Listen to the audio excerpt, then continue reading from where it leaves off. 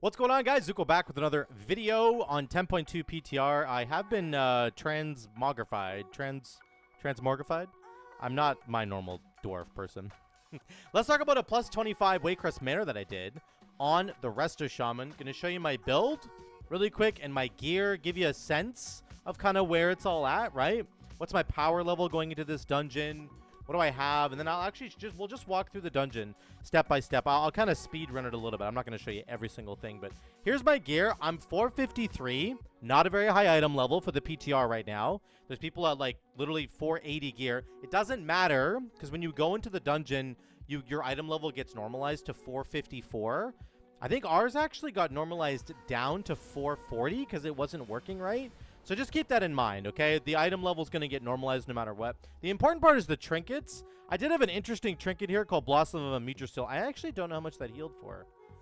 I don't even see it. Oh, it's down here. So it's terrible. 1%. So there you go. I had a trinket that didn't do anything. I had the stat stick from Ominous. And then the rest of my gear is pretty simple. There's nothing really too crazy going on. Some Shadow Flame damage there. And the new tier set bonus, which just got changed for RESTO SHAMAN. Let's cover that really quickly. The healing on Tidal Reservoir went down by 5%, but the duration of the buff went up by 5 seconds. That's a 50% increase in duration, and we only lost 5% of the healing. So 20% minus 5%, that ends up that's a 25% loss on the healing of Tidal Reservoir. But we got a 50% increase in the duration of Tidal Reservoir. So that's the bigger thing to me, is that when you cast a spell now, this buff lasts for a long-ass time. 15 seconds now on Tidal Reservoir, which is really, really good. Makes them take 20% of all Riptide healing. Here's my numbers overall. So that's my gear. Nothing too crazy. Here's my talents really quickly, and then I'll show you the numbers, okay?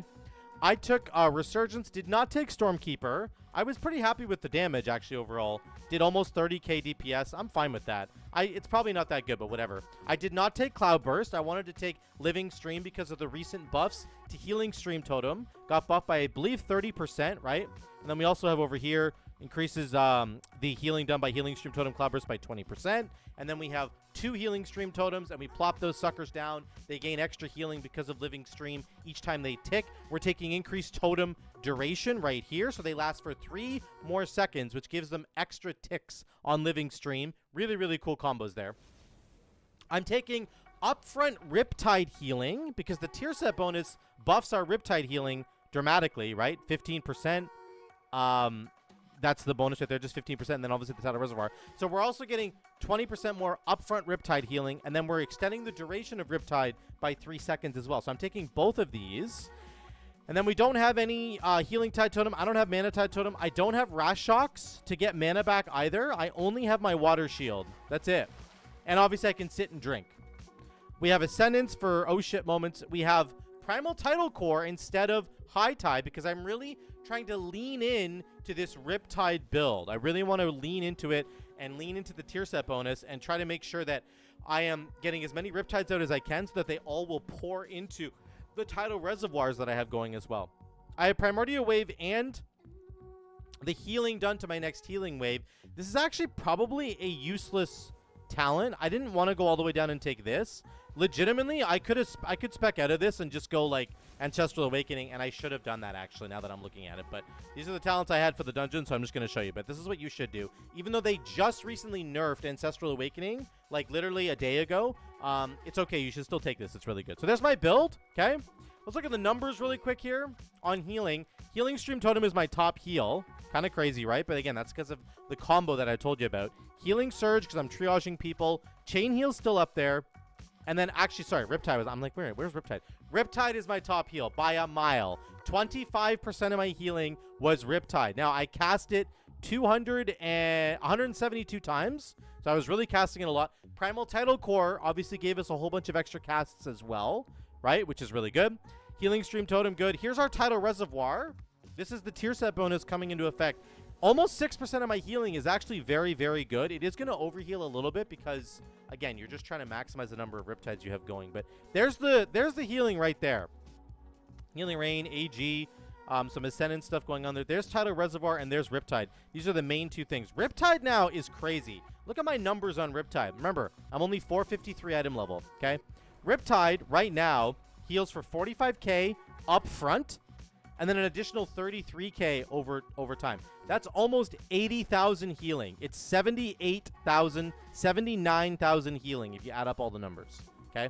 That's crazy. It's almost an 80k heal for 4,000 mana. My healing surge is only a 60k heal for 12,000 mana. Literally 3 times as much mana. So you really want to lean into your Riptides. Primordial Wave gives you a free Riptide, right? Really lean into that because you can buff it dramatically, and the tier set bonus buffs it as well. Let's dive into the dungeon here, okay? That's just how the PTR goes. It's just I did it on stream, so there's a bit of a volume there, but here's the first pack. And you're going to see this dungeon hits pretty hard. This is a plus 25. Waycrest Manor. Let me move. Oh, my issue reporter is right there. It's a 25. I'm sorry. My stupid bug issue reporter was right there. But you can see our guys are getting hit pretty hard after the bat, and the healing just comes through fast and swift. You can the mastery for Resto Shaman, really, really good. But you can see I have Riptides on everybody right now. 5 of them, right? And I have 1 Tidal Reservoir on my Paladin there. I'm going to keep putting Tidal Reservoirs on people. There's a healing wave. The best way to really play this from what I'm seeing right now is to try to pre-cast your healing waves on targets that are going to be getting hurt. And then remember, when you Riptide somebody, you do get that the extra bonus up here. You can see, is it Tidal Waves, I think it's called? I don't know why I can't remember the name of it. Believe it's called Tidal Waves. I'm just going to press it on myself. There it is. So the cast time of your next healing wave goes down by 20%. Really good. So I think a lot of what you want to try and do is get your cast your Riptides, get the buff, and then spend the buff on Healing Wave, because Healing Wave, number 1, is efficient on mana, number 2, does a lot of healing, and number 3, it'll add the Tidal Reservoir to whoever you hit it on. So it's really good. You can see our Paladin even had Etch being cast on him, which is a very dangerous ability in the early part of the dungeon, and we were healing him just fine. You can see the healing numbers on the left side of your screen there, okay? One guy just went offline because of LVUI, unfortunately. I don't know why I linked here. This was just getting a little bit crazy with all the extra frogs that we pulled. And Infected Thorns going off, Drain Essence. I just decided to link us here. It's just good. Make sure you use your links, like, liberally. Don't worry about them, man. Especially if people aren't always getting the interrupts right away. Infected Thorn was hitting really hard. So just, just drop link. It's always a good thing to do that. Here's the first boss. This is, I would say, the hardest boss fight in the whole dungeon, I think. This is going to be the hardest one. There were no affixes on this dungeon. It's not tyrannical. It's not even fortified. We were just kind of trying a fresh 25. So it's not a true 25. I'll admit that. But this boss still hits really, really hard. All the Ruinous Bolts and Bramble Bolts that are going off. Try and kick them as much as you can as a Resto Shaman. But you have to coordinate really well with your party in order to make this work. Pretty soon we're going to get the rune marks here on everybody. There it is right there. Purple circles. This just does a ton of damage to everybody. And you're going to need to blow a cooldown. I dropped Ascendance here just to keep everybody going. A couple of quick chain heals. Boom. Everybody was fully healed. It's still really beneficial to take the talent that buffs the speed of chain heal, right? You can have it as an emergency button to just fire it off. But otherwise, I'm not buffing chain heal at all, right? I'm all in on Riptide, and it's working out just fine. I think in a second here, I DC. Unfortunately, I completely DC from this fight. But you can see I'm at 60% mana, so we're doing okay for mana, and we're keeping everybody alive. We're doing 82k HPS right now. Not a huge problem. We're not really struggling yet. I think on Tyrannical, this would hurt quite a bit. There's the Mind Control coming in on the Druid. There, I DC right there, so we're going to skip ahead here to when I come back. And there we go. There's the end of the boss fight right there. The numbers are all reset, and it's all a problem. But you can see we were doing okay. We were doing fine. And it's good to see that there. We pull the next pack here, and this guy dies right away. I can't get a heal off in time to save the Paladin, unfortunately. Get my Healing Rain down. I do have Acid Rain, so I want to make sure that I keep getting Healing Rain done. Use your Cap Totem. Cap Totem's going to account for, like, a ridiculous amount of healing. I wish you could almost see how much healing Cap Totem does, because it prevents so much damage from coming through. These Infected Thorns keep going off, and they're doing a ton of damage to us. It's so dangerous, these Infected Thorns. So you got to try and kick them, try and stun them. Having the extra knock-up from Thunderstorm would also be really good. I don't think I talented into that. That might be a really good thing to grab. But otherwise, your party members have to help you. We're trying to heal it up. We're doing 100k HPS right now. Trying to keep it going. I've got a reservoir on me right now, so all the Riptides are pouring into me. I got to try and keep everybody up here. I do some chain heals, and there's a link. And I think we die through the link, which is crazy. I was doing 120k. So there's just too many infected thorns going off in that particular scenario. You have to understand kind of how that mechanic works and make sure that you're stopping the infected thorns from coming through. That's what's going to wreck you on this particular pack. I think we also pulled one too many of these ladies, these Grove Thorn shapers. I think we pulled one too many of them, so that's partially part of the problem. We don't have enough kicks to, like, deal with it. But you can see somebody just died again there from getting double thorned, basically. We do end up killing these guys. We die a couple more times, though, just because we weren't really ready for it. And that's it. We end up moving on to the next pack. Again, same thing here. Lots of thorns. With our build, though, again, we're primarily just trying to keep our Riptides up on everybody. Make sure that we're Riptiding as much as we possibly can, so that when we do create a tidal reservoir on somebody, like we have one on me right now, and I'm going to put one on the Paladin in a second here. There's another link. Once we get that tidal reservoir out, if you have Riptides going, they're all pouring into that tidal reservoir person, and they're keeping you topped up. You can see it's pretty cool, actually. Right here is a good example of it. I get a tidal reservoir on myself, and it's on me right now, and there's 3 Riptides going, and my health, it dips a bit, and then it'll come back up again. Let's look at it after Spirit Link is over. I get some more Riptides out here. There's 4 Riptides going, and then there's a tidal reservoir just pumping into me. I don't have a Riptide on me right now, but it's pumping my health. 590, 600, 603, 637. It just keeps, like, topping you up. So it does work the way that you want it to, and it's very, very cool for that. I like kind of the design of the tier set bonus now that I've been able to play around with it a bit more. Here's the second boss. This guy, if you don't know, he basically he crushes the tank really hard. And then he puts somebody, he traps somebody in Soul Thorns. You can help them by breaking the stun. It's a stun, I believe. So I don't think Freedom works. I forget exactly how to break that. I think you have to stun the Thorns or just kill the Thorns.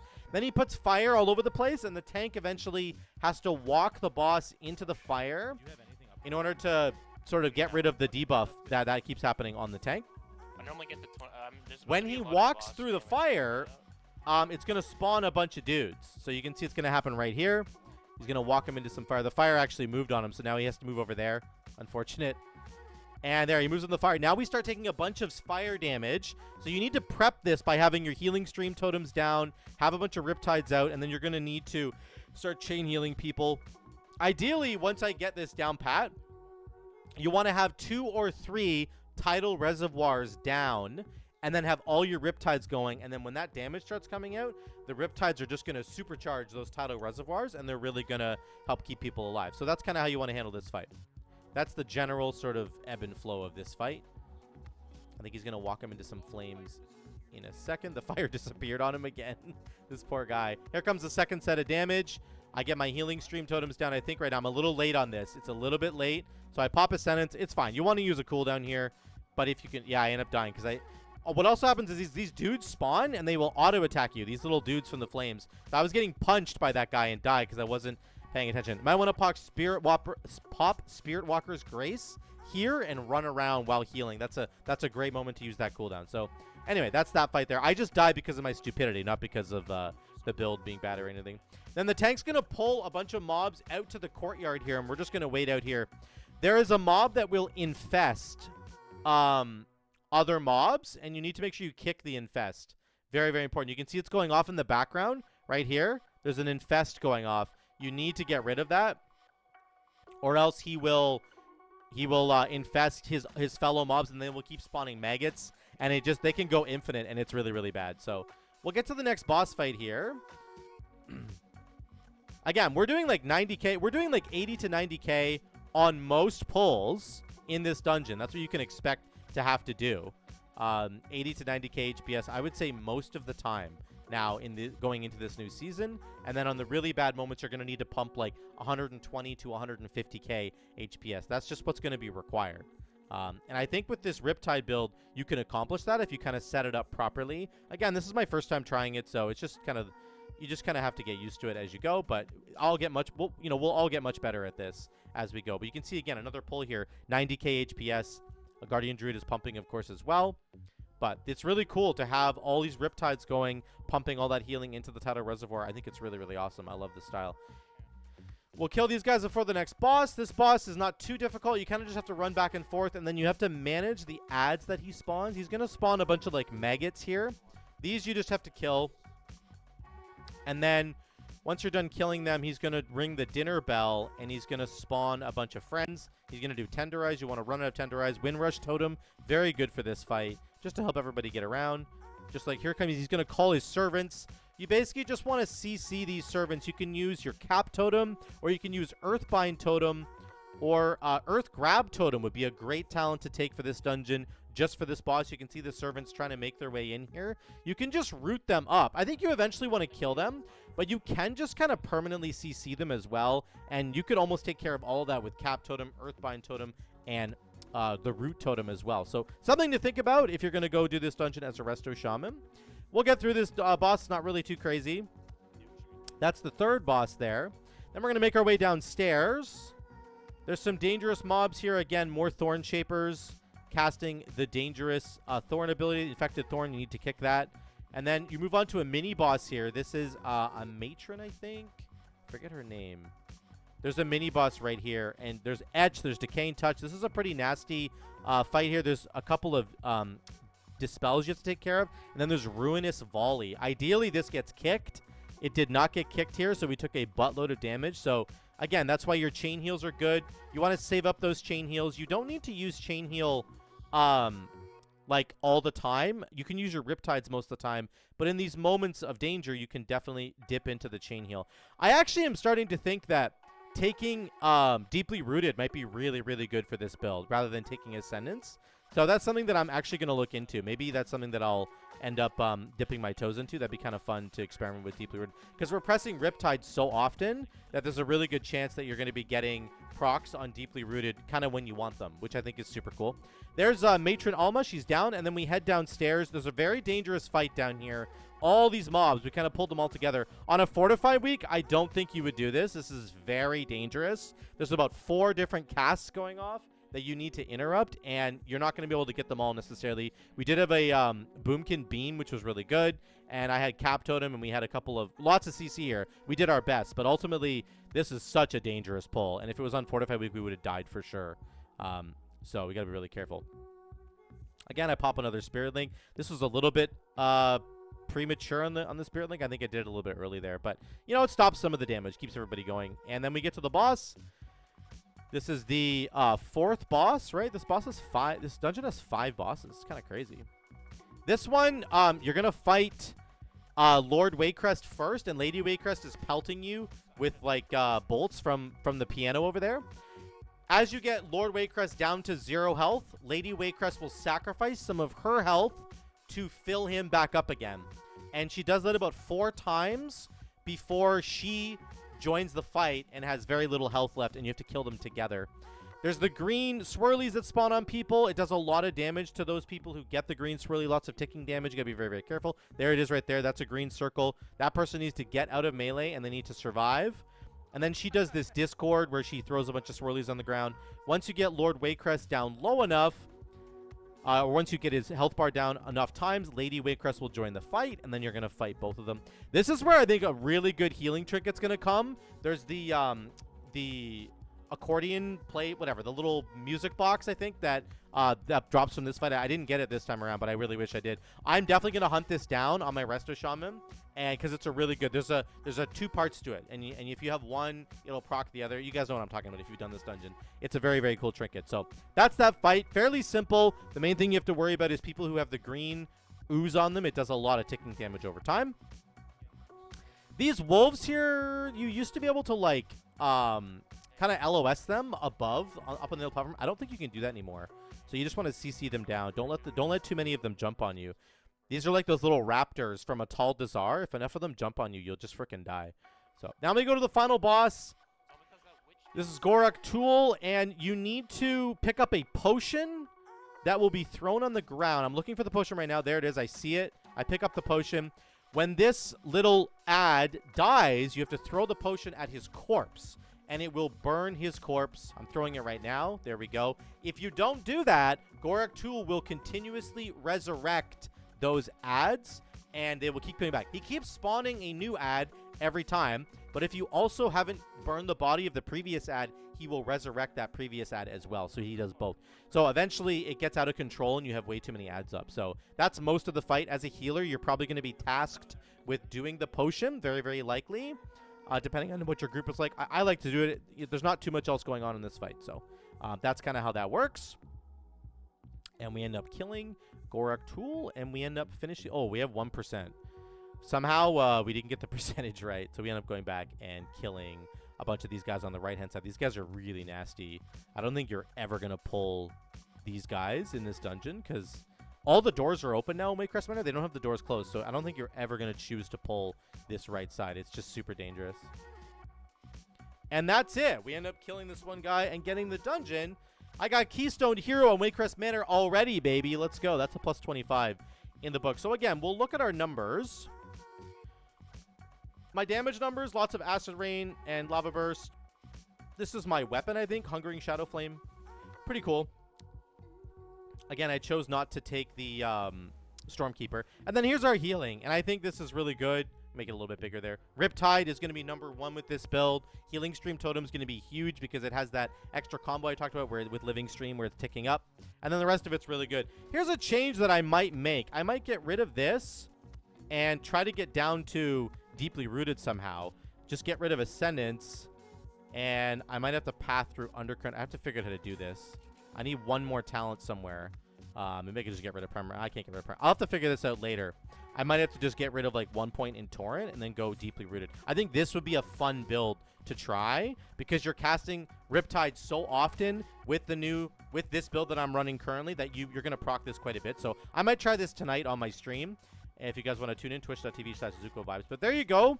That's the build. I think it's going to work perfectly fine in the next season in 10.2 with this new tier set bonus that's all about Riptide and getting this tidal reservoir going. I think it's going to work really well. Let me know what you guys think in the comments down below. I love you all. Thank you so much again for watching. I will see you in the next one.